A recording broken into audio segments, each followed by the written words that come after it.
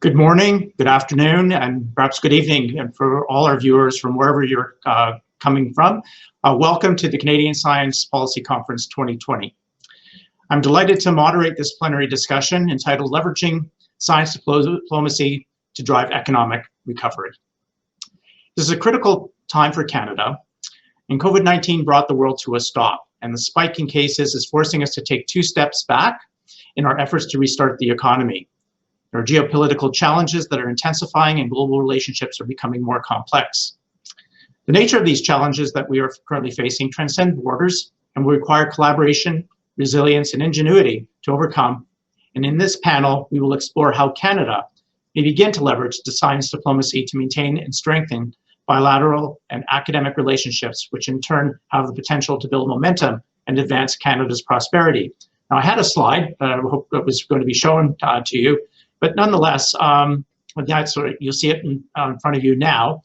This is a slide that appeared in a Nature publication that studied and examined the impact and openness of the collaborations that are occurring globally across the world. And Canada, on the upper right-hand side of this graph, is clustered amongst countries that are deemed to be more open, with greater impact with respect to publications, movements of people, and open collaborations around the world by our leading research universities. So Canada is very well placed with respect to its research presence globally and its efforts to collaborate. And this is really where this panel really picks up on, and how to leverage this advantage we have in terms of our research reputation and our position globally, and how to leverage that with respect to advancing Canada's innovation economy, which is lagging behind other comparator nations around the world, as well as how to engage post-pandemic in the economic recovery with respect to the way in which universities can be leveraged with respect to these academic relationships, research relationships, and to better create opportunities for Canadians, but also to advance our position globally. Our distinguished panel will highlight examples from their own experiences working in international settings and forming meaningful international partnerships, and will share how these types of relationships can be nurtured and strengthened despite the challenges of COVID-19. Before I introduce the panel, I just want to remind all the viewers and to encourage all of the viewers to, if you have questions throughout the panel session, please post those questions, and we will have time certainly at the end of the towards the end of the presentations to address some of those questions, but we'll be monitoring those questions throughout and look forward to receiving those. So it's my pleasure to introduce our panel, and it's a distinguished panel for sure. And our first of the panelists I'm introducing is Dr. Charmaine Dean. In her role as Vice President, Research and International at the University of Waterloo, she is focused on building upon foundational strengths to encourage collaborations and link related external portfolios in a systematic approach to industrial partners and entrepreneurship. An engaged member of several relevant boards, including Compute Ontario, the Southern Ontario Smart Computing Innovation Platform, amongst others, Dr. Dean is dedicated to developing outstanding computing capabilities for researchers, building capacity in Canada, bringing together diverse communities to drive forward a unified direction for data management activities and priorities. Dr. Gail Murphy, Vice President, Research and Innovation at the University of British Columbia, began her role at UBC as Vice President in 2017, marked the positioning of that VPR role to underscore our commitment to innovation as a key strategy. And Dr. Murphy's abundant energy and deep experience has helped drive UBC's research and innovative strategy and shapes the broader activities of the VPRI portfolio, comprised of 15 distinct units and supporting activities of UBC researchers to attract and manage funding, establish partnerships, compliance, and access advanced computing and sequencing resources. It's my pleasure to introduce Simon Fraser University's Vice President, Research International Pro Tem, Dr. Dugan Anil, who brings considerable leadership from his experiences in advanced computing and as a researcher and an academic leader. And he leads SFU's strategic research initiatives and facilitates international collaborations that are allowing the university to respond to new opportunities. Dr. Neal works with members of FSU's 8 faculties to ensure that they have support and resources required to conduct excellent cutting-edge research in all its forms. And finally, it's my pleasure to introduce Dr. Paula Wood-Adams. Interim Vice President of Research and Graduate Studies at Concordia University. While widely recognized for academic achievements, she is known as a strong academic leader and administrator, providing overall leadership and oversees strategic planning initiatives, as well as policy and strategy development for research and research creation, graduate studies, and international activities. In her previous position as Dean of Graduate Studies, she focused her attention mainly on new curriculum, professional development, and program support, student funding, and recruiting new promising graduate students, as well as increasing their visibility of their work externally. She brings that focus on talent, and hopefully we'll have a chance to explore that in the international context as well. So we'd like for today's session to be interactive and discussion-based. And again, I'm reminding you to post your questions. We'll be dividing our time into 3 sections. First, hearing from each of the speakers, an opening statement that will share their experiences with international partnerships and how post-secondary institutions can meaningfully contribute to economic recovery and global relations. We'll move to an open discussion to explore trends, challenges, and opportunities that Canada can leverage in its approaches to science diplomacy to maintain its strong bilateral and academic relationships. The panel will also share their institutional experiences with innovation, policies, opportunities, and programs and actions that can be leveraged to undertake global relationships and research collaborations differently. And to close, we will have time for audience questions, and I'll be paying close attention so that we can cover all the materials that we'd like to address today. Importantly, we'd like to be sure that we come forward with some ideas with respect to that will help shape some recommendations both for our universities, but also for government, and particularly Global Affairs Canada, and how they're best to engage with the academic institutions and our research community to be able to advance our trade relationships, the innovation economy, and our science diplomacy globally. So without further ado, it's my pleasure then to invite each of our panel members to provide an opportunity for a brief introduction. And I'll ask Dr. Gail Murphy to begin. We'll follow with Dr. Charmaine Dean, Dr. Paula Wood-Adams, and finally, Dr. Dugan. Over to you, Gail. Thanks a lot, Dr. Liss. It's a real pleasure to be joining the panel today. I'm actually at UBC today, and really grateful to be speaking to you from the traditional, ancestral, and unceded territories of the Musqueam people. It's a rainy day here in Vancouver. I hope it's a little bit wherever our audience is and they're able to enjoy some of their day as well. I wanted to focus my opening remarks around a story that started about 15 years ago, and it's a personal story. It's a story about my own research lab. Back then, I had a PhD student, Mick Kirsten, in my lab, who was developing a new approach to help support the programming of really large software systems. The approach that he was developing, because of the way it was oriented, it really required studying it in situ, which in this research area means you have to get a whole bunch of practicing software developers to actually use your tool. So Mick did a great presentation at an international conference, and we were able to attract participants to our field study that we were running. And this particular event, this conference, this subsequent field study, really created connections between ourselves and the research group at UBC with technologists around the world. We later released that particular project as open source, and it garnered a really strong following. It was getting about 1 million downloads a month at a particular point in time because it was part of a very popular development environment. We built a startup out of that project, and after a few years, we started selling to enterprise scale customers. And one of the very first strategic deals we landed, one of the very first enterprise customers, came about from connections through the research community, through interactions at events like the conference that I actually just described. And those connections remain really strong to this day. So I thought I would highlight the story because I think it shows how important those connections that you make can be, both for the research that happens, but also for taking that research into innovation. Our startup, and I do sort of put that in air quotes, is now 13 years old and scaling. The connections that started from and through a graduate students really speaks to the importance, I think, of ensuring graduate students have opportunities to gain connections through international events like conferences and through exchanges or joint PhD programs, or maybe other mechanisms that we'll be able to talk about today. So in summary, an important asset I think that we have in growing international partnerships, both for research and for innovation, is by ensuring our students really have an opportunity to engage globally. because those connections can simply pay lifelong rewards. Thank you very much. Over to you, Dr. Dean.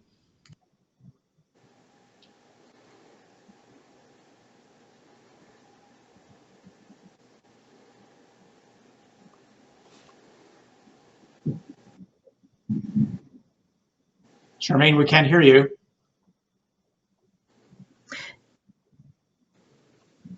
Inviting me to this presentation. Can you hear me now? Yes, absolutely now. Thank you. I'm going to build on Gail's conversation. Everybody's undergoing multiple transformations simultaneously, businesses, academic institutions, in fact, society as a whole. And then, as Stephen said in his opening remarks, on top of that, we're also operating in more complex systems where we have to really work harder to understand dynamics and interaction. And that global context throws a whole layer of complexity on top of the challenges that we're facing right now. I want to build on what Gail mentioned. What's the crux of an internationalization strategy? We're talking about global talent. So allowing global talent the opportunity for international learning. And for some of us, it is connecting students to the world of work globally. And layered on to that, the reason for the international context is, of course, international and intercultural fluency. Then there is the research aspect, which drove Gail's interest in building this team. So although it linked very strongly with the talent side, it was all about research aligned with global challenges. And right now, in the COVID context, these global challenges are focused on, it has a strong social context related to it. So global prosperity and bringing bright minds together to enhance the ingenuity at the table, which is what Gail did with her network in order to solve social problems or solve research problems. And then there's the third piece of an internationalization strategy, which is all about diversity. So encouraging global citizenship and commitment to intercultural understanding. Usually we do this with an inbound and an outbound experience. So sending students abroad or bringing students back home. And of course, all of these are constrained in the current environment. But there are so many opportunities that really mimic what Gail did a long time ago. These opportunities make use of the digital environment. And these opportunities help open up the table. So with travel costs being difficult, we may have constrained who was at the table in order to consider a particular problem. Whereas now, with a digital environment, we are able to have different voices at the table, not just the voices who have the research expertise, but the voices that will bring impact to play. And it's also, aligning with the sustainable development goals on responsible consumption by us thinking about what is a new way of internationalization post-COVID. So we're not thinking about going back. We're thinking about, what's the mix in the future? How does this mix allow us also to push boundaries? We know that students sometimes choose international experiences that they're comfortable with or they're interested in because they have family in various locations. How can we use the current environment and context now to think about pushing choices for intercultural experiences, understand what motivates the choices of the students, and expanding that beyond what would be a narrow choice or a safe choice, something that will actually gain a little bit more in terms of intercultural experiences that are different. And this is, you know, our students play in this environment. You know, they, on the online gaming world, let's use Gail's example, but in a gaming context, they all go out and they have international partners that they play with. How can we use that context that they're already familiar with in order to push boundaries on their experiences and shape it so that there's more of an intercultural learning that's happening there? This can also bring us into tapping into alumni through digital means to offer more connection points for students, or teaming students up across countries in a longer term relationship. To talk, well, we could start about talking about COVID experiences in their countries, but broaden that. Virtual tours of labs and experiences elsewhere. I'll say a personal experience as well. You know, I had a student in a lab who sat in my lab for 6 months and then sat in another lab for 6 months elsewhere. The focus was on learning the tools and techniques in my lab, and in the other lab, the focus was more on the impact. You know, the scientific context that was going to drive the impact. So there could also be longer term relationships that still use a traditional method, but rethinking how that occurs. We're missing the cultural exchanges internally at institutions in a time of COVID. So how can we bring more of a focus of internationalization at home? Not just by bringing students together within our communities who are international, as we would normally do in an international day, for example, but now bringing the world in through a digital experience to the institution in order to bring that cultural experience through partners aboard. Some things you can't do online, I'll say that, but there are many ways that we can reshape. I also want to mention, and in closing, corporate partners.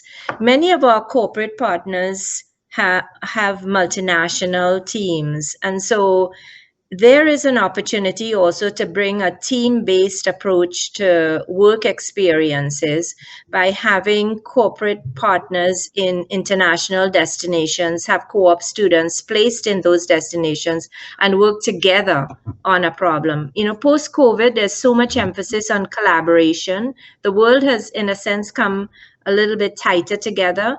How can we grow some of those into new kinds of experiences for students? Thank you, Stephen. Thank you very much, Charmaine. Paula, over to you. Thank you. Can you hear me? Yeah. Okay. Merci. C'est vraiment un grand plaisir d'être ici et de vous parler de Concordia et notre stratégie pour l'avenir.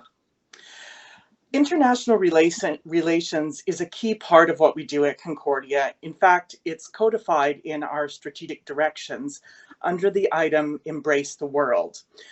We have all of the usual types of interactions that Gail and Charmaine were talking about: student exchanges, research collaborations, visiting scholars, many other things like that. Of course, during COVID times, this has become much more difficult. The pandemic has exposed all of the systemic weaknesses at institutional, local, and national level in so many different areas. This, of course, is difficult. It makes it very challenging for us to continue our work, but it also provides an opportunity to move forward in new ways. To me, our researchers are best placed to drive this change because they are, by definition, masters of finding creative solutions to complex, poorly defined, and ill-understood problems. The greatest evidence of this is the way in which our researchers turned their attention to looking at the most pressing concerns of and around the pandemic.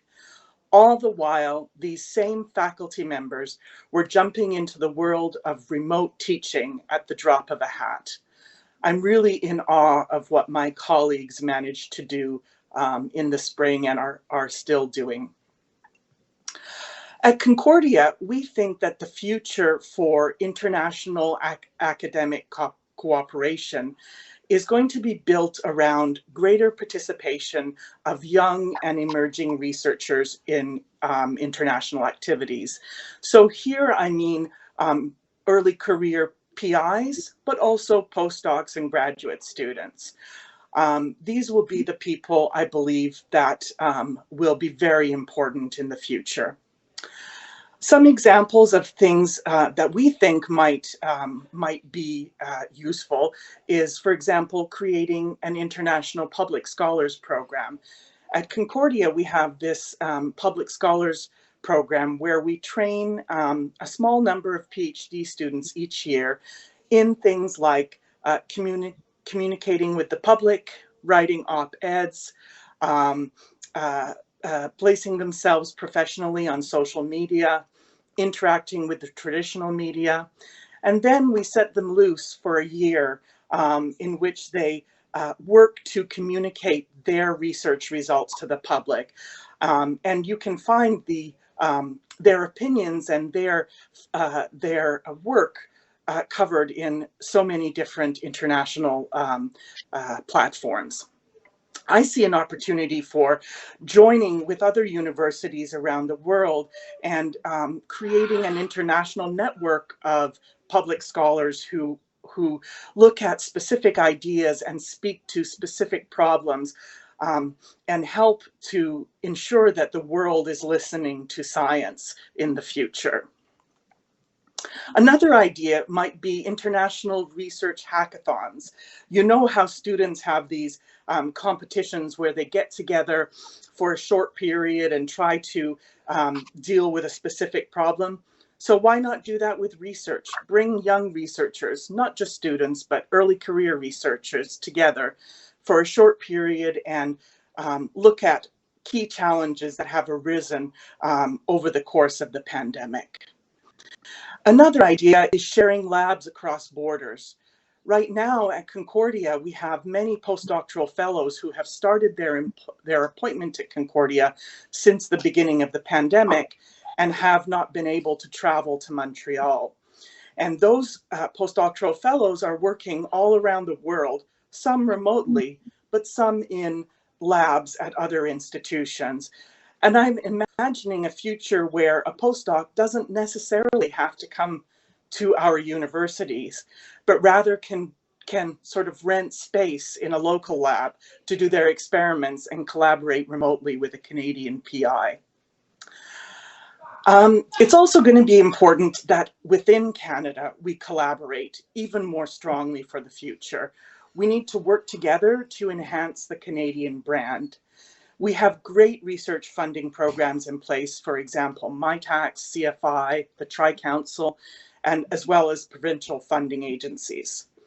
For example, the FRQ in Quebec provides scholarships to international graduate students within the regular scholarship program. So they're as eligible as Canadian students. Another example, of course, is MyTax, where they have fantastic international programs that can be leveraged in the economic recovery, and especially to bring young researchers across the world together. I think we need to work together as universities and government to craft these strengths into an even more appealing national brand. It's not about competition, but about cooperation for the future. Thank you.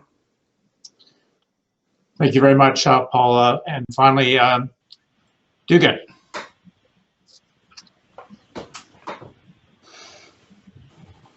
Thanks, Stephen.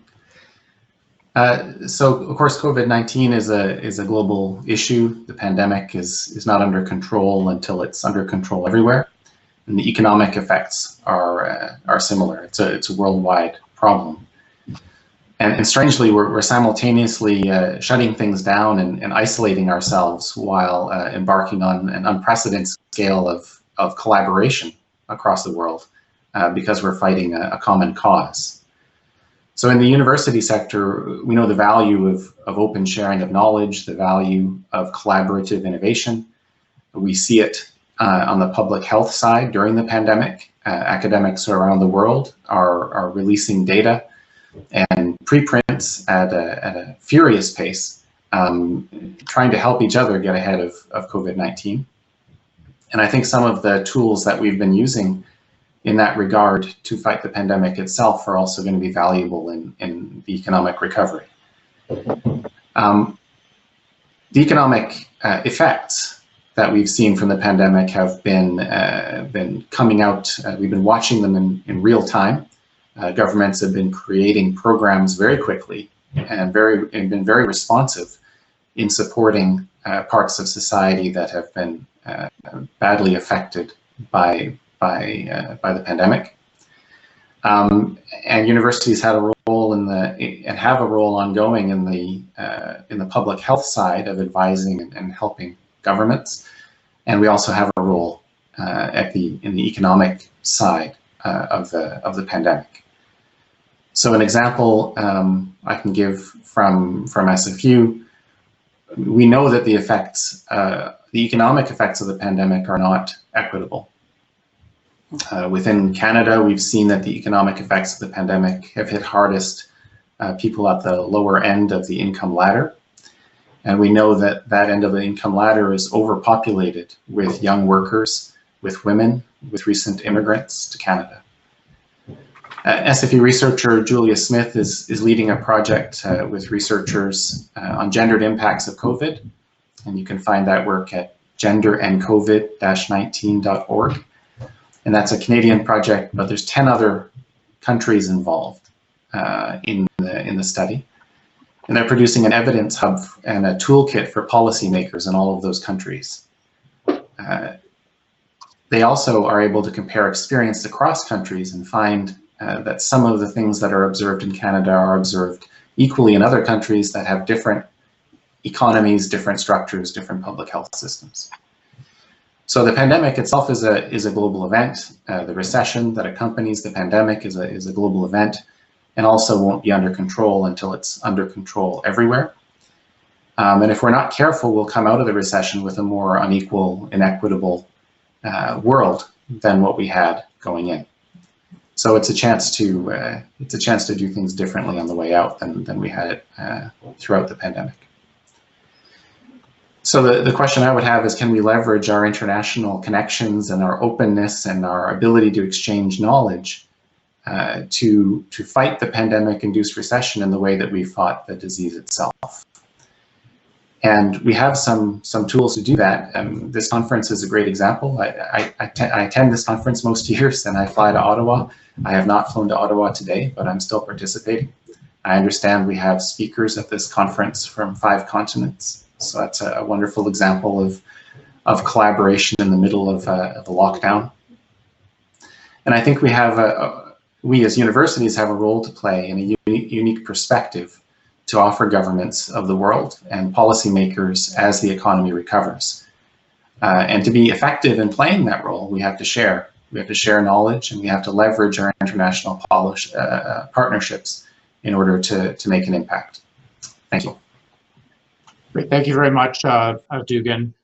So thank you all for those introductory remarks. And before we dive into the discussion and further questions, just drawing on some of the messages I think that I hope we will explore further in the discussion. And I think as I see questions coming in, I think of many of the things the universities have been able to do already. And it speaks to the richness of our community, the ingenuity, the inventiveness, the creativity, the scholarship of our research community, and of course seeing how our universities have pivoted in a very short period of time with respect to having to transition to virtual operations, with respect to delivery of our academic programs and adjust accordingly. But yet furthering the collaborations that are so essential at this time to solve those global problems. We've heard about the importance of connections. We've heard about international teams and how those can interact in very different and unique ways, and different ways than perhaps what we've been doing historically.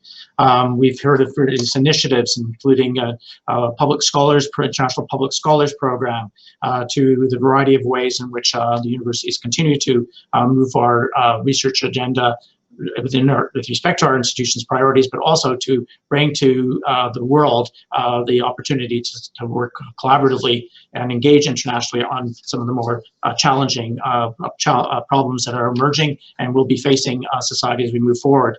And importantly there, it's also some of the social elements of where those challenges lie and the advantages we have in Canada with respect to the focus on diversity and inclusion, and really putting at the top of our priority list the issues of inequity and how to improve lives for all and not to leave anyone behind, particularly as we look at the solutions that are going to be needed for the future as brought about by the current circumstances, but also the disruptions and transformations we can only see emerging, particularly with regards to how technology is unfolding and how important international collaborations are.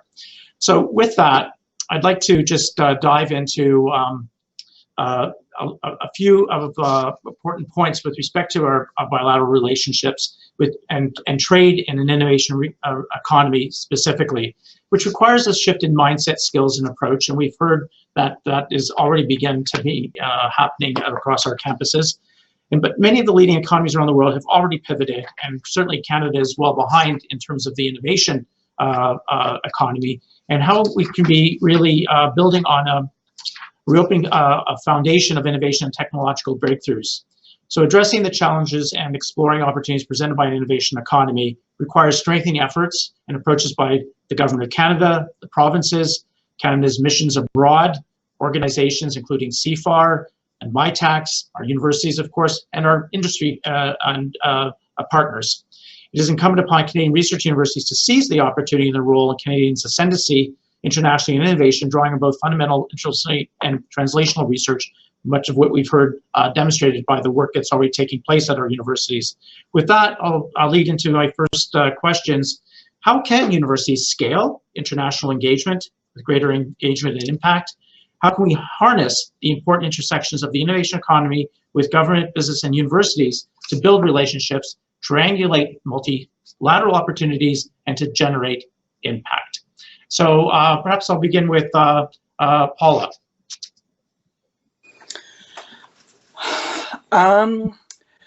Well, the issue of scale is a real problem, because typically we think about international collaborations involving travel. And as one of our panelists mentioned previously, travel is expensive and not available to everybody.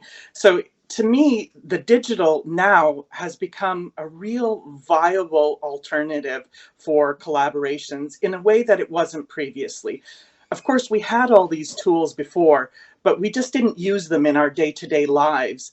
And now that we're comfortable, for example, having a conference like this, it means that we can do things differently in the future. And I think it will really allow us to scale it up in a way that we can't do in person. It just would simply be too costly financially and environmentally. So thank you. Okay, Dugan. Well, I think our universities all have many bilateral relationships with other universities around the world, and those are very productive partnerships. When I think about scaling partnerships, I think about going to multilateral relationships. They may be relationships like that are regionally focused. On the West Coast, there's the Cascadia Innovation Corridor as an example, going down the west coast of North America. But they may also be focused on a particular topic that resonates with a set of universities around the world. So we're part of the University Social Responsibility Network, for example. And so finding finding a set of partners interested in going in a common direction is, in my opinion, key to scaling. And then I think the other thing that governments can do is provide the nation-to-nation infrastructure, the nation-to-nation support. So if Canada continues to negotiate to be a member of Horizon Europe, for example, that can catalyze collaborative research between Canada and Europe at a bigger scale. It provides a mechanism to allow the rest of us to have our institutions partner more broadly on some pretty difficult and deep issues at a scale we couldn't do before. So multilateral partnerships and with some good support from the federal government in particular are, to me, real keys to scaling.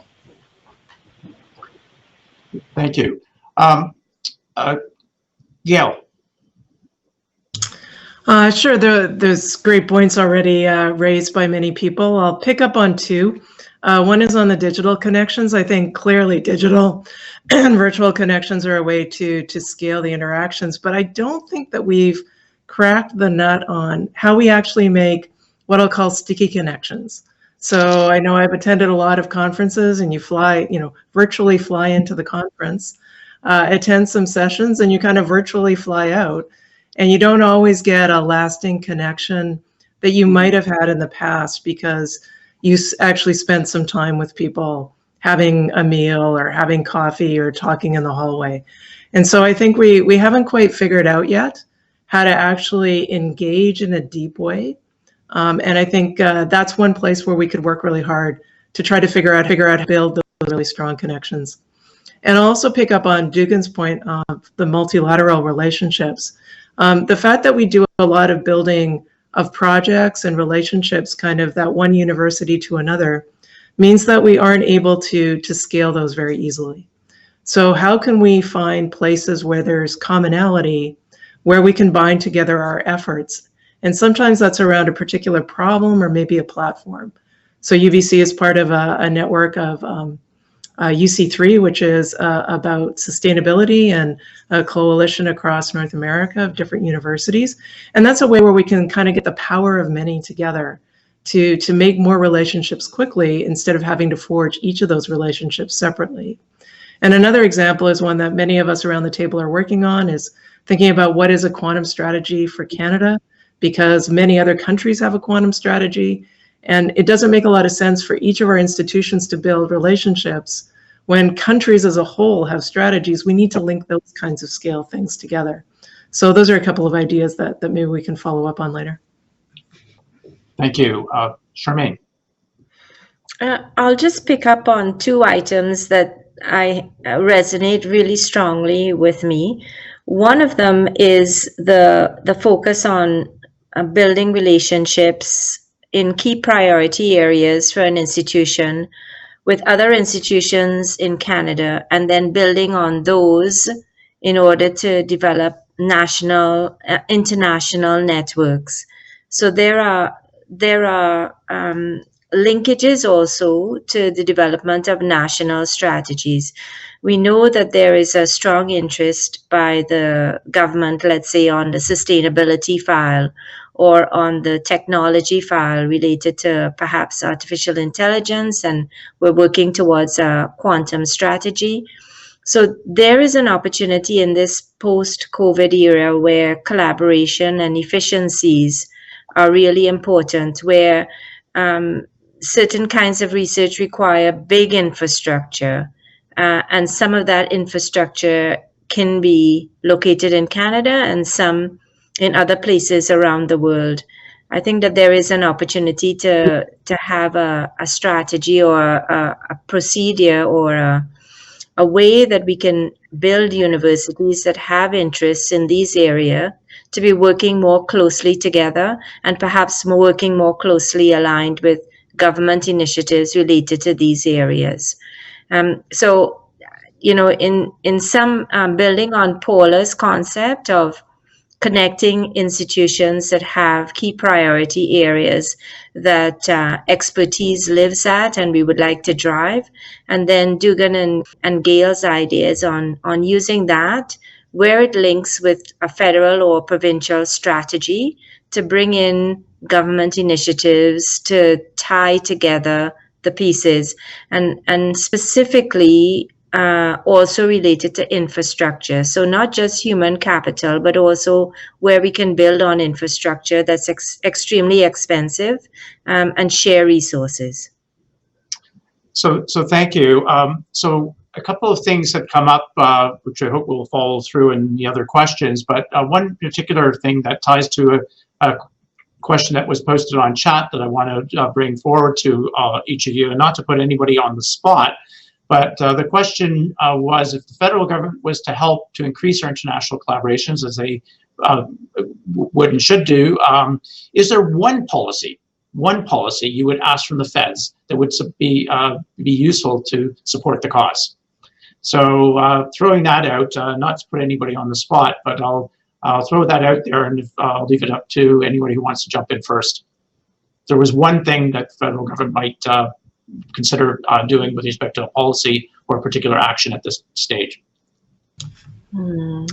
Stephen, I'm willing to jump in first, I guess. It's always sometimes easier to jump in first than wait too late and have all of the great ideas already on the table. One policy where I think that we could be doing more is funding collaborative research more at scale across the country. So maybe it's on a priority area like sustainability that Charmaine mentioned. We don't have the NCE program anymore. We have transformations, which we all have high hopes for, but we know it's not going to fund a lot of networks. And it's when we have that collaboration really strong across Canada that we can collaborate even better internationally, because it's possible to pick up all of our expertise and link it at a much larger scale to perhaps another country's efforts. So that might be one direction that we could look at. Stephen, I'd like to build on that. So the talent piece is really important, not just for Canada, but for the world. So having opportunities to have postdoctoral fellows or senior associates or even students have opportunities to share international experiences, and this is a transformed international experience we're talking about, not necessarily crossing oceans in order to experience it, but maybe as needed, but bringing the talent piece into strong lens with regards this collaboration across institutions and also across oceans. So taking Gail's piece in order to build a focus on sustainability, but also adding a lens where we make sure that there is support for students to engage in that sort of activity. Okay, thank you. So just in the interest of time, I'd like to begin to explore some of the themes and including some of the suggestions that we have for government. And the first is around talent. And are there different approaches or models that we could be using to deepen relationships, promote greater cross-cultural international engagement? We've heard some reference to the importance of cultural engagement and exchange, embracing ideas of inclusion, diversity through our international engagement, and of course addressing the challenges which are global. So whether it's joint PhD programs or different models for training, collaboration, or recruiting and international trainees to Canada, forming new connections and so forth. So are there other approaches or different models that we should be exploring? So perhaps begin with Dugan, and we'll follow with Paula from there. Okay, thanks, Stephen. So I think that probably all of our institutions have joint degree programs in particular areas. I know SFU has a dual degree program in computing science with the Zhejiang University in China for the last 15 years. And those are very effective at not only educating students and giving them a unique experience, but also building research partnerships and building a deeper relationship between the institutions. I would say, in terms of a different model for training, I think that there are a number of interesting global challenges right now, and we've been talking about the pandemic, but I mean, clearly climate change is another in that category, and there are a number of others, and the UN Sustainable Development Goals provide some kind of framework for looking at grand challenges to humanity. It might be interesting to explore a program that co-funds from different countries students associated with particular challenges. It's not a general program, but a program that says, okay, we're going to tackle safe water, and we're going to have students from different countries do PhDs as long as they're focused on safe water supplies. So I think that there's an opportunity to do some joint international funding and to frame it around some challenges that align with Canadian university values and also are very compelling for students. So I'd like to see some kind of encouragement or programming to let us broaden out a dual PhD, not just being between two institutions, but more to define it by some kind of challenging topic across many institutions. So thank you. That's it for Paula. So I think one idea which might be really interesting is setting up collaborations between our innovation agendas. So most of our institutions have an innovation incubator or a startup incubator. At Concordia, we have District 3. And over the last couple of years, we've created partnerships with like-minded organizations in Shanghai, New York, Haifa, Israel, and Beirut, Lebanon. And the idea is that young entrepreneurs from these different universities can actually visit an innovation incubator at another partner, so that they can, for example, a Canadian student who's trying to commercialize their research output could spend time at the Chinese in Shanghai to learn about the Chinese market and how they might commercialize their work in China as well as in Canada. I think this might provide an opportunity for young entrepreneurs to become global in a way that is difficult typically.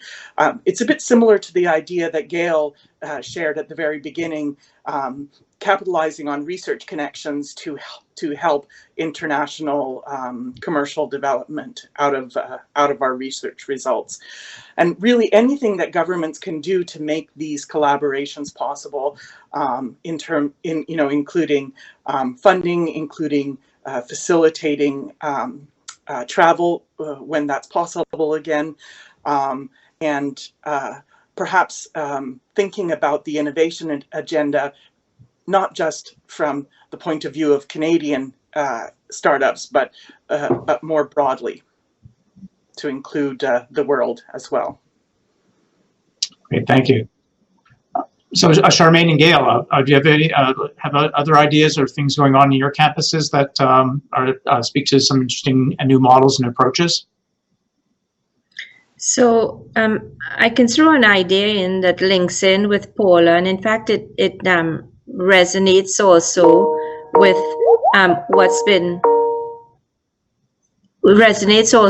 what's been said by Dugan. Forest fire. There are areas where forest fires are a serious problem across the world. So Australia, California, BC. And some of my research tips into this. The forest fire resource management programs allow individuals who have a need to come together and share resources, fire, bombers, air bombers, and ground crews, and people and resources. If there are areas that different countries have as priorities, and Dugan mentioned the Sustainable Development Goals. Sustainability, of course, is really important for the planet. But if there are particular areas that are of critical need, there may be an opportunity if governments can come together in these areas to say, let's bring some bright minds together to help solve some of the issues that we see related to topic A, B, or C. So it could be project based. Where do we see a critical need? Which countries are suffering because of this? How do we make sure that we have an equity and diversity lens into who's brought together to ensure that we're making the right sorts of impact, but follow that resource modeling, resource sharing that other agencies use. We send firefighters to Australia when they have a need, and also to California, and there are reverse opportunities for us to receive resources. Can we bring teams together internationally to talk about and solve problems, and maybe bring in industry partners involved in that in order to advance particular agendas that are of some sort of a critical nature to specific areas of the world, or specific countries, or even regions of countries. So, that may be an idea that governments would have to play a role in to bring the pieces together. Thank you. Gail, any last thoughts on this topic? Yeah, I'll throw one thing in quickly. I think a lot of us have talked about the importance of trainees, graduate students, postdocs in the ecosystem. If I could wave a magic wand and obviously create money, I would love to see the government and universities work together to actually make graduate studies attractive in Canada. I think in general, what we provide as awards, stipends, fellowships, with odd exceptions, are not that attractive, and not that attractive compared to other countries, let's say in Germany or other parts of Europe. So if we want to attract great talent, if we want to keep great talent, if we want to work internationally, I think we need to start valuing our trainees and paying them something that attracts them in and makes them feel that it's a productive path for their life. As a really quick example, I did my PhD in the US. I'm Canadian. Happened to be able to take my NSERC scholarship, which was fantastic. Was not so great that the Canadian dollar was at an all-time low at that time, and it was 65 cents for a US dollar. The exchange rate was that bad. And so how do we get to the place where we can actually value what graduate students provide into our economy? Dugan gave a great example with COVID and being able to analyze different effects on equity. We know about all of the biomedical examples that are great. How do we get to a place where we work together to value what these folks provide for research and for impact through the economy? So thank you. So notwithstanding the value and leveraging resources to better support our trainees, but I think about more broadly speaking, in terms of how to attract trainees to Canada, we have certainly a lot of strengths and value propositions that attract people from around the world to a country like Canada with respect to its focus, its orientation to equity, diversity, and inclusion, its commitment, and of course a country that is very safe. But how can we better leverage our existing infrastructure and strengths to amplify and convey Canada's excellence internationally to encourage that attraction of talent, greater collaboration and investments? So what can our government and Global Affairs Canada be doing better? Or what could our universities be doing better to convey their collective strengths and help to sell Canada abroad? And I look at the investments made in whether it's CFI, Canada Research Chairs, Canada Excellence Research Chairs, to the extent that networks and transformation projects are funded. But look at the large infrastructure around big programs in physics, in particular our vaccine work, and our participation in international missions. But it seems to me we still struggle with this ability to convey this team and this ability to convey a sense of scale and critical activity that really serves to attract the talent, notwithstanding the critical need for the support for that talent once they arrive. So I'd like to hear some thoughts from the panelists on how we are demonstrating scale, or what you think we should be doing better to do that.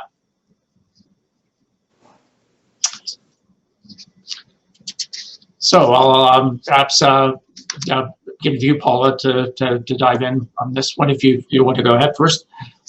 Well, thank you. In my mind, one of the things that attracts trainees to Canada is the potential for a future in Canada for them. Of course, some international students would like to go back home afterwards, but some would like to perhaps see a future in Canada. So we do have some good policies nationally and provincially as well that make that possible in a way that it isn't in some other countries. Perhaps we need to make that more visible, or perhaps we need sort of more collaboration between our provincial governments and the federal government to ensure that policies that are in place around immigration and around working here actually are kind of consistent and in sync in terms of benefiting research students international research students who might like to make Canada their home in the future. So Waterloo, SFU, and UBC, I know plays a significant role in supporting our digital infrastructure and Compute Canada NGO resources. Of course, Waterloo, UBC, and SFU very heavily engaged with Triumph, Triumph being on the West Coast. But I look at that as an example of substantial investments and infrastructure and leadership internationally and globally. I look at our last number of years in Nobel Prizes in physics in particular. What are we doing if we're using those as illustrations of really strong capacity for positioning ourselves, and how much are we really leveraging all of that to great effect? Stephen, may I jump in? Sure, please go ahead, Charmaine. I really like your example. It intimated a gap or a possibility, throwing your two questions together. Have we ever brought, I'm sure all of us have Canada Research Chairs that work in water or in sustainability or in artificial intelligence. Is there a vehicle or a venue that the federal government uses to bring together some key leaders working in these areas, or Canada Excellence Research Chairs? Those were meant to be prime ministerial advisors, the advisors to the government.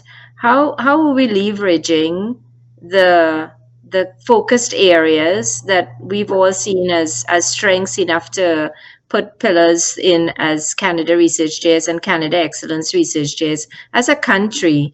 You talk about scale. I mean, scale, if we pull together all the individuals who are working on water or working on the sustainability file in some key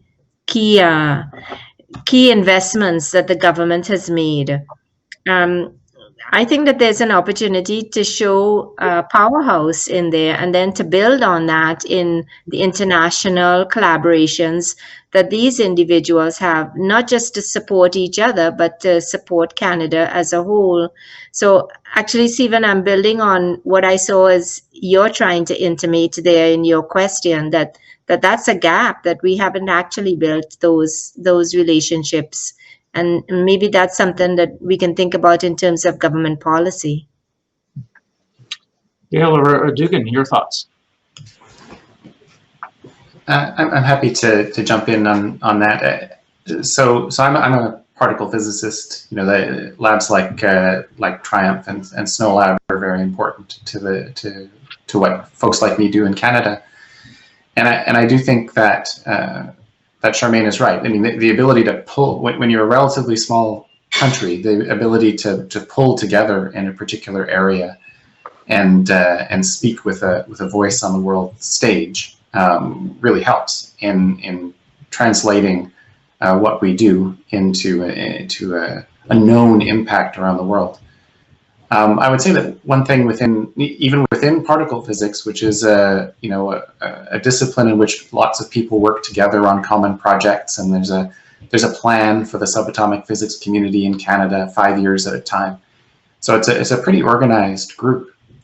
On the international stage, Canada has never been a member of CERN, for example, the world's leading laboratory in the area, and so it always seems like we're contributing. We have our own laboratory structure. We have scientists. We're doing wonderful things, but we're not involved in every conversation that's happening that helps to shape the field. Because as a country, we don't have a way to engage with that, and unless we were to sign some kind of treaty with the European Union. I'm not sure how exactly it's done with the European Space Agency, for example. So I think that sometimes even when we do pull our resources together and invest in a couple of world-class facilities and try to have a coherent plan for the community, we still have a gap. And the gap is that the country doesn't have the mechanisms necessarily to engage fully in all of the international activities that are going on in that discipline. So that's my particle physicist perspective. Some final thoughts on this topic, Gail? Yeah, I'm going to sound like a computer scientist, and I actually never believe that websites or portals are the answer to everything. But it does strike me that if you're someone sitting in some other part of the world, maybe Australia, and you want to know about what Canada is doing in water, to use Charmaine's example, how would you find that out, right? Like, you might go to conferences and look up who's doing what in Canada, but that can be really painful to try to figure out who's publishing and what. If you're a company and you want to access certain kinds of information, how would you go and find out what Canada is great at? And so maybe there's a role for, especially the federal government, for the programs that they fund, to have really exciting web pages that describe what we do and what we're great at and what we have. We do a little bit of this piecemeal, and there's a new project out by U15 and Universities Canada called Cognit.ca that helps you find resources within the country. But we really don't celebrate our research in any systematic or great way. There's not one place you go and find out about all the SSHRC award winners and NSERC award winners and CHR award winners in a given year. You have to know exactly where to go. And I think we all know that if you go to any of our institutions' websites, it can take a while to find the information you want. So how do we actually pull together some really great stories and promote to the rest of the world areas that Canada is fantastic at? Great, thank you very much. So just a little bit of a shift in focus here to thinking about when we talk about being global, and we heard many illustrations of the collaborations around talent development and so forth in different parts of the world. One of the biggest partners and collaborators we have really lies right along the 49th parallel, and that's our U.S. Partners. And of course, when you think about international and global, we often don't necessarily always think about the U.S. Necessarily, at least at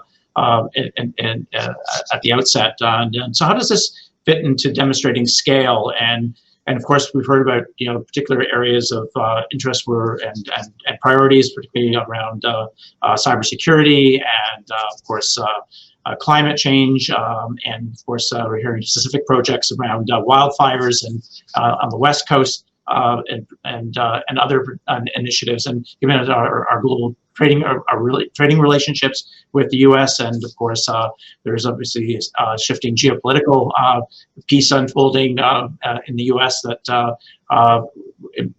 might be important in terms of how we are looking to the U.S. going forward. So I'm curious as to our focus on the U.S. and whether we think about the U.S. in the same context when we talk about our global strategies. So, Gail, I'll begin with you. Sure, I can say a little bit about our wildfire example. So Dugan mentioned the Cascadia Innovation Corridor, which has been about a 2+ year effort to try to increase the amount of interaction between businesses and research institutions and colleges throughout the Cascadia region. So think, BC down to Oregon and maybe California if you stretch your definition of Cascadia. So as part of the Research Excellence Subcommittee of this initiative, which I co-chair with a colleague at the University of Washington, we looked and worked with a bunch of the VPRs across 7 or 8 institutions through Washington State, Oregon, and BC. And it turned out that everybody was really interested in the problem of wildfires that Charmaine mentioned. Smoke knows no borders, right? How else do you say it? When California had the terrible wildfires this year, we were feeling it very significantly in Vancouver. And there's been times, unfortunately, our forests have been on fire, and Washington State and Oregon have had the impact of that. And so we brought together researchers every week to talk about what they do. They started to talk about the public policy changes they've been able to make out of their research. And we did a recent webinar that had industry folks come, government folks come, and it's leading to follow-up conversations about how do we actually fund these efforts so that we can solve a regional problem that we have expertise on that's really a global problem. So how do we kind of do things from here, from our regional area, that have an impact worldwide? And that really requires cooperation on both sides of the border. It requires an ability to pull projects together, get funding aligned through different agencies. And I think we have a tremendous opportunity. I mean, for Dugan and I, it's 10:30, so it's not too bad today, but I know we often start early in the day, and sometimes our Eastern colleagues have to go later at night to account for time zones.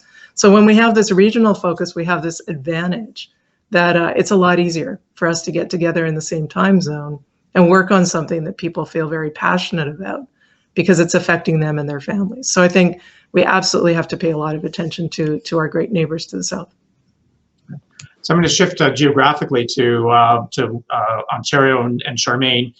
If you look at the Great Lakes Consortium and particularly the initiatives of the U.S. Council General in Toronto at the time, Grain Sabor, who really brought together, an innovation circle and so forth. Do you see great opportunities and potential to even bring that focus on the U.S. Canada collaborations in relation to a new level of engagement or a more important feature of our international collaborations?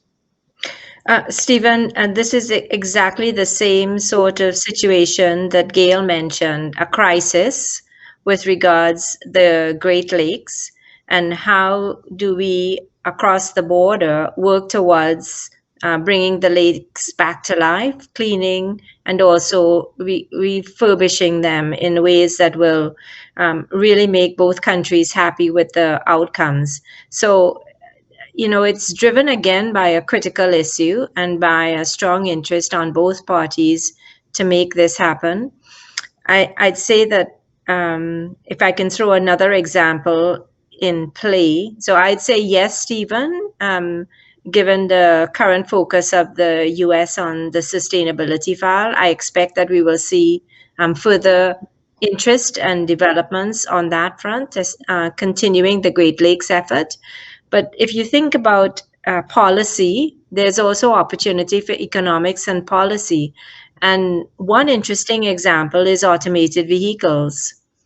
So, automated vehicles are going to be driving across borders, and there will need to be an understanding about how we jointly develop policy related to how automated vehicles will operate within a legislative framework. So I can see that as the border discussions open up, that there will be interesting facets to consider on the AI side, on the policy side, on the water side. And I think that it is driven by where there is a critical need and where this critical need crosses boundaries between Canada and the US. And those are opportunities that I think at this time we should be seizing upon to try as a country to develop leadership in moving those conversations along. Great, thank you. So shifting to Quebec, Paula, I know whether it's energy or very strong connections between Quebec through its delegations to various parts and regions of the United States to support trade and relationships and collaborations. Do you have any perspectives with respect to your institution or what you see in Quebec with regards to the U.S.? Well, you know, in many ways, the U.S. is in fact our closest and strongest partner or collaborator in research endeavors. All of our professors have people in the United States that they work with. They go to American conferences normally. So we're very much connected at the ground level, at the level of the researchers. But I think possibly what's missing is connections at the policy level, and as the Charmaine and Gail were talking about, specifically connections around topics of regional importance. And you hit on exactly one of the important topics for Quebec, which would be renewable energy. And I can imagine that in the future, we will need to work very closely with our American friends. And I guess, you know, we're in a position now where this can become really much more possible in a way that it hasn't been recently. So I'm hoping that will help us go forward. Great, thank you. So the last theme I want to explore before we turn it open to the questions and other comments, this comes back to innovation, where I think I began the introduction to this panel discussion and how we're leveraging our research enterprise and how we're represented globally and advancing our place in the innovation ecosystem, and how we are also engaging. And of course, this is happening in various ways, as we've heard, whether it's through the experience of the types of connections that Gail described to the types of work Paula is going on at Concordia, particularly, and I think about the Lab to Market program that Ryerson also is involved with across the Innovate Incubate network, INC, spanning the entire country now, and the 2 pilots being operated at Dalhousie and at Ryerson in Ontario and the East Coast. And just really trying to advance our positioning with respect to innovation. So are we leveraging our strengths for the greatest social impact? And I think to those grand challenges and the most significant challenges, which have those connections to social change, but also leveraging our focus on diversity and inclusion, our orientation to the future of work, and the types of disruptions and the adjustments that are needed to advance the economy and people's lives. So are we needing to engage in the ecosystem differently? Are we being nimble and responsive to opportunities? And are the right voices at the table? Global Affairs Canada, of course, represents Canada's interests broadly, including science and research to our international collaborators, partners, and our bilateral and multilateral relationships. But how can we bring voice to the table for greater social impact? If I was to think about what advantages the universities can be contributing to the innovation ecosystem. So perhaps going back to the West Coast to Dugan. Yeah, I think we have all of our universities likely have an emphasis on building social infrastructure in the communities in which our campuses are. You know, we perform a service for the cities that we're in, and I know SFU does this through a number of different local initiatives. And so one thing that I would be interested in seeing is if we can translate some of that local initiative, if we can build on it and learn from it and replicate it in other parts of the world. So we have some of this now. So right now, you know, we have a role to play in Vancouver. Stephen mentioned INC. So we're one of the INC partners, and we have venture labs in Vancouver that's helping startup companies get going. And with Ryerson, we're also involved in Zone Startups India, which is a venture development program for Indian tech entrepreneurs, partnered with the Bombay Stock Exchange. So there are things that we already do on the international stage and that we already do locally. But I see a number of innovative local social infrastructure type impact programs that if we worked at it, we could translate, we could partner with other countries and do something interesting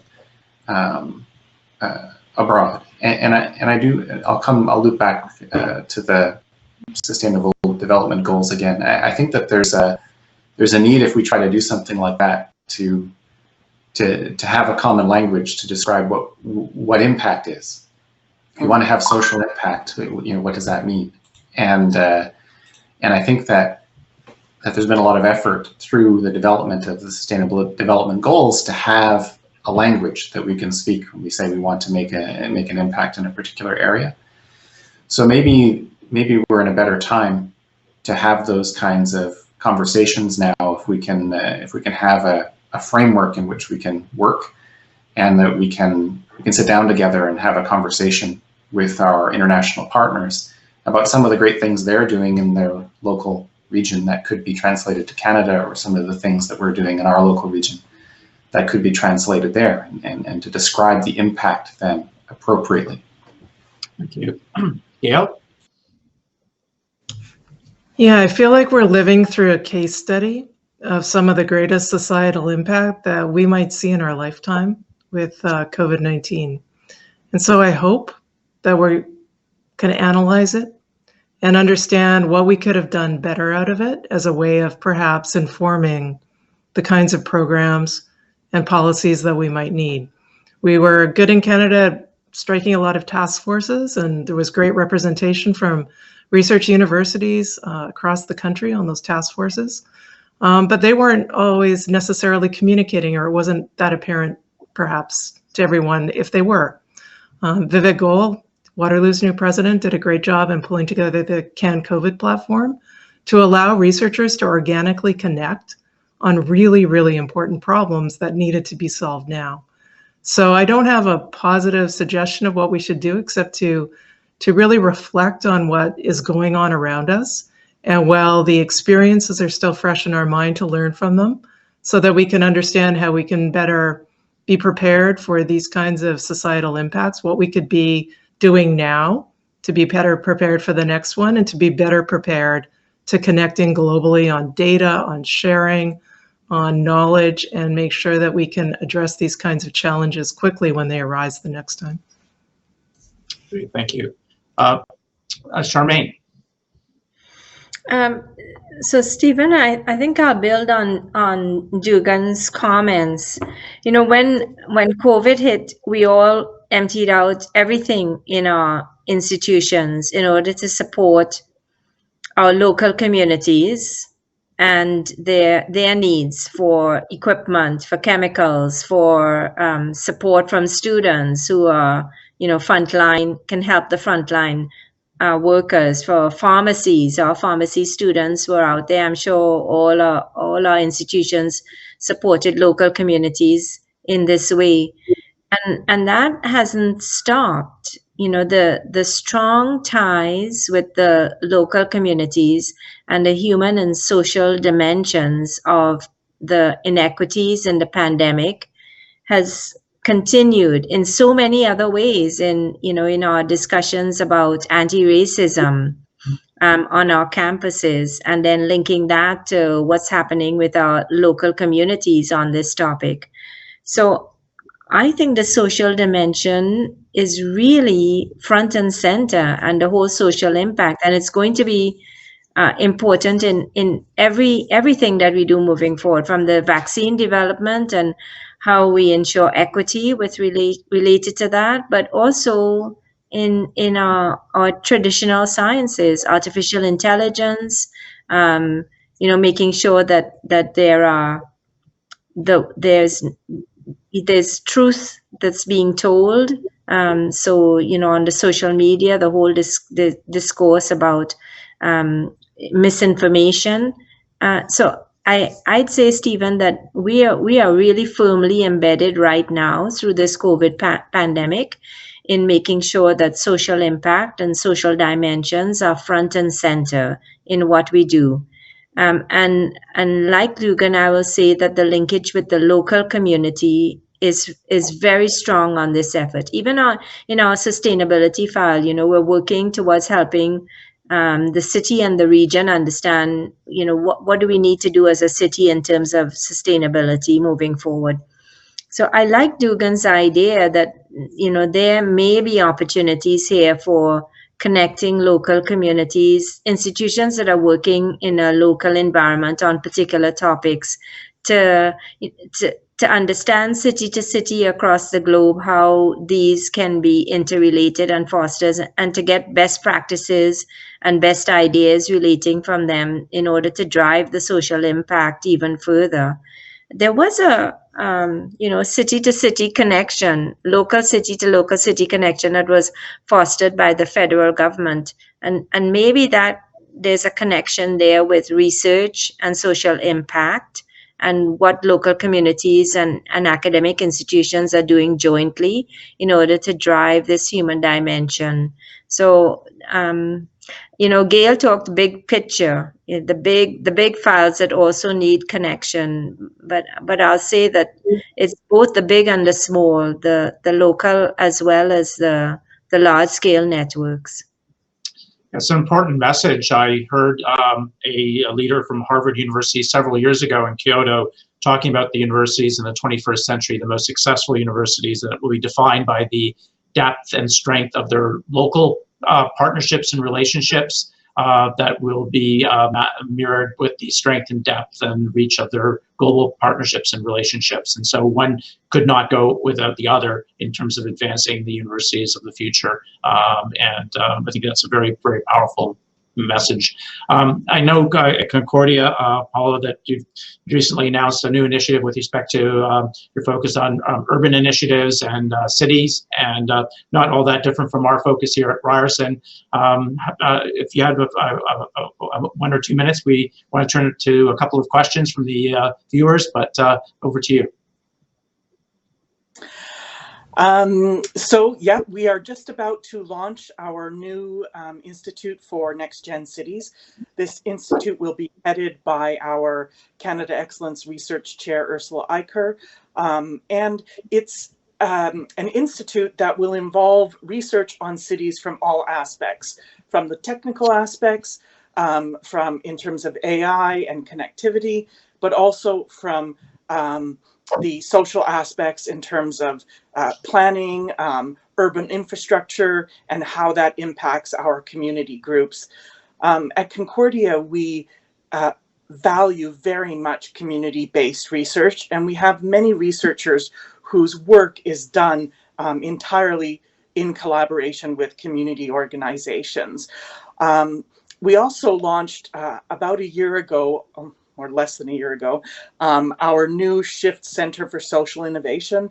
And I really think that these kind of initiatives are going to be important in the future because as we saw during the pandemic, inequities in our society and the societies in many countries really came to light. Charmaine's talked about this several times, but they came to light in kind of a shocking way for many of us. And we have to address that, and it can't be addressed just by one institution or even one country. So I think that that's going to be one of the grand challenges: social innovation, dealing with inequities, making our societies more inclusive and equitable. I think we have a lot of work to do there, but I think that Canada is really well placed to play a role in this in the future, and I hope we'll take this opportunity and show how we can help and how we can help change things. Yeah, so I fully agree. I think that the significant challenge is how to get the rest of the world to be aware of what we're doing and who's telling our story abroad, and that's really important. We have a role to play, of course, as universities when we are advancing our relationships but I do think it's a collective effort for all stakeholders and in advancing Canada's position globally. So I want to turn attention to just two particular questions because we have quite a few questions that revolve around the pandemic and our adjustments with respect to international collaborations and engagement, of course, and some of the barriers. But I want to focus on two questions that have come forward from the viewers. One is on talent. And it's particularly for those who are interested in a career change. Of course, this is a particular pivot. There's a lot of disruption. People will be looking for new pathways with respect to their career trajectories. And perhaps for those who may have taken a bit longer or who are more mature, who can be encouraged to pursue grad studies to help round out some of the softer skills needed for international collaboration and contributing to broad interdisciplinary challenges. So if you can talk about the talent pool and what we could be doing to cultivate increased flow of talent to perhaps research and graduate studies, perhaps within keeping in mind some of the future challenges that we're contending with now. Any thoughts about on the pathways or how we might develop pathways or supports or encouragement for the people who are coming in perhaps through career changes and other ways to think about these possibilities? So I can jump in here, Stephen. One thing that we're thinking about and working on, in fact, is the creation of micro programs or micro credentials, which would be, a graduate program that's really very short, could be just a couple of courses, but would be designed in a way to help somebody transition, either to add on to their skills and solidify their knowledge, but also to help them transition into a new area. So that's one of the things that we'll be working on. We're also, through our Center for Continuing Education, looking at how we can help people evaluate their own skills that they've attained during their work life. So we're going to be having a pilot program where we help people who are looking at their own position in terms of their career, and we'll help them figure out what are the skills that they have and what skills are they lacking, and help them essentially say that your knowledge or your skills are at this level, and this is where you can go for the future. So I think those two initiatives will be very helpful for people who are making a career change, because you often can't you often can't enroll in a PhD program, for example, at that point. It might not be the right time in your life, but a short program, something intense, something that's quick, that helps you pinpoint what you need to do. I think those kind of things will be really helpful. So the last, one other question I'll just, because we're getting short of time now, and I want to have a moment just to conclude and wrap up. But and while this panel discussion really hasn't focused on the geopolitical shifting world landscape and some of the tensions, nonetheless, there's been a lot of interest in understanding how universities are pivoting, adjusting, and perhaps whether or not, for example, are there countries specific to important with respect to areas where we should be collaborating with more?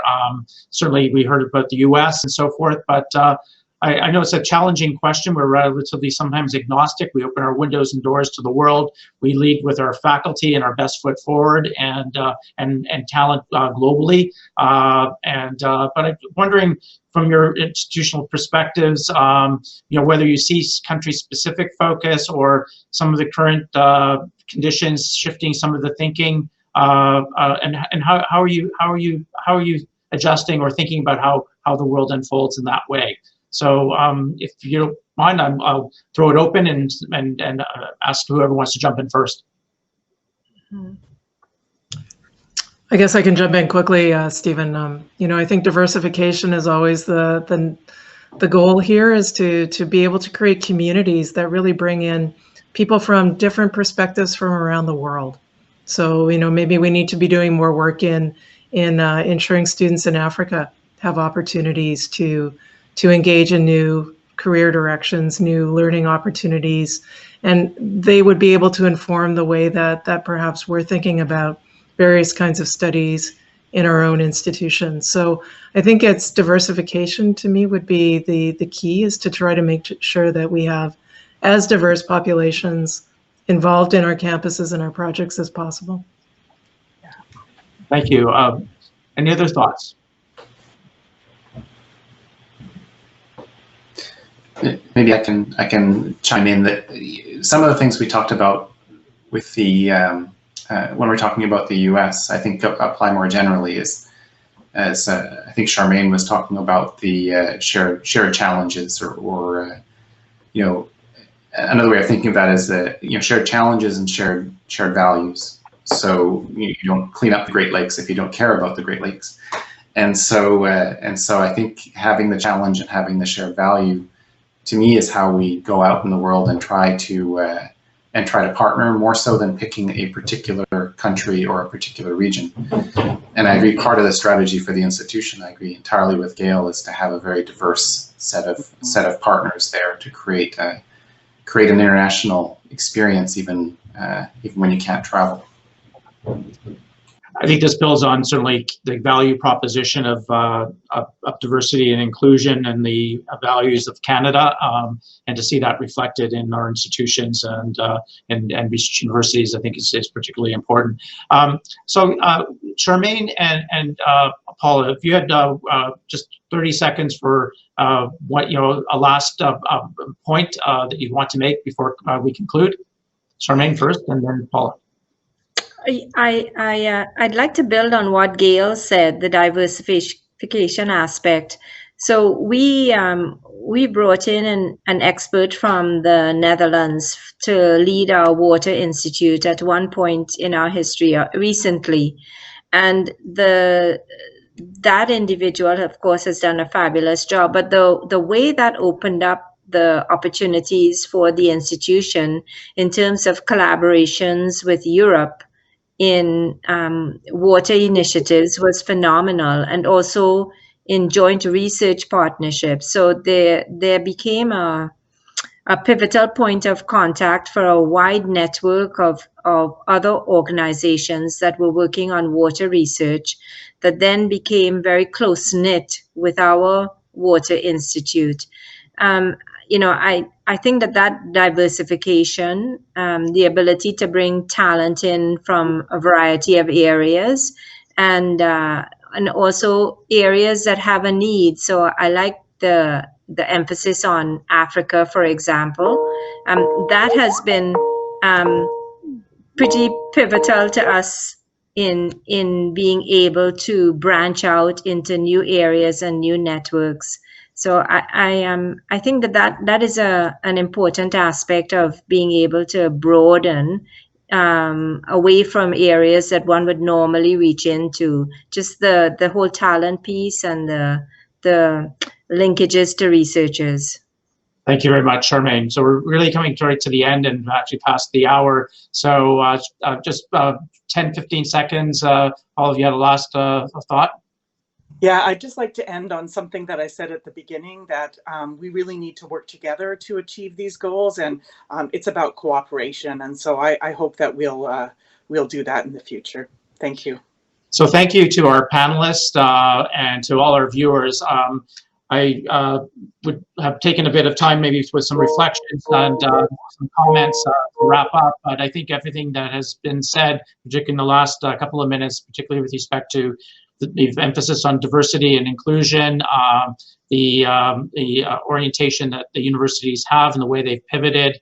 It really reflects, I think, our step forward, our ability to put our best foot forward, the importance of collaboration and working together. And I think if I was to say that collectively, whether it's across government, our industry, and not-for-profit organizations who we partner and collaborate with, to our international partners, and to amongst ourselves as universities, there's an opportunity really to do a better job at collaborating and integrating and advancing our best foot forward as a country to ensure that our talent and the talent who comes to Canada will have the best opportunities to engage globally, but also to advance Canada and to reflect where we stand in our terms of our research accomplishments and impact globally. And Canada has a lot to offer, and we need to leverage that to greater effect. And I think our universities are well positioned to do that. So thank you all for participating, and thank you, Gail, Dugan, Paula, and Charmaine for participating in this panel, and to all our viewers. Thank you. Have a great day.